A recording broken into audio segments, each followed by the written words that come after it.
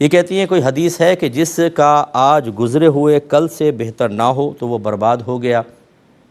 ایسی کوئی روایت تو میرے ذہن میں نہیں ہے، لیکن بہرحال اگر اس قسم کے مضمون کی ہو تو مراد یہ ہے کہ ہر دن انسان کو اپنا احتساب کر کے سابقہ دن میں ہونے والی غلطیوں پہ نگاہ رکھنی چاہیے اور اگلا دن اس کا اس سے بہتر ہونا چاہیے۔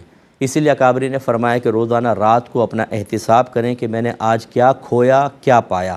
جتنے نیک اعمال آپ نے کیے ان کو ذہن میں لائیں، جتنے گناہ اور فضولیات ہوئے، بیکار کام ہوئے ان کو ذہن میں لائیں، بیکار کاموں فضول کے اوپر اللہ کی بارگاہ میں توبہ کریں اور آئندہ ارادہ کریں کہ نیکسٹ ڈے میرا اس کا ریشو چینج ہوگا، نیک عمل زیادہ ہوں گے، گناہ کم ہوں گے۔ اگر یہ عادت نہیں بنائیں گے تو لازم بات ہے کہ تباہی ہے۔ اگر آدمی احتساب ہی نہیں کر رہا، آج 10 گناہ کیے ہیں، اگلے دن 50 گناہ کرے گا، اس سے اگلے دن 100 گناہ، اور پھر فرشتہ آ جائے گا، آئیے صاحب آپ کی جان واپس۔ سیٹھ جی کو فکر تھی 1 کے 10 کیجئے، موت آ پہنچی کہ صاحب جان واپس کیجئے۔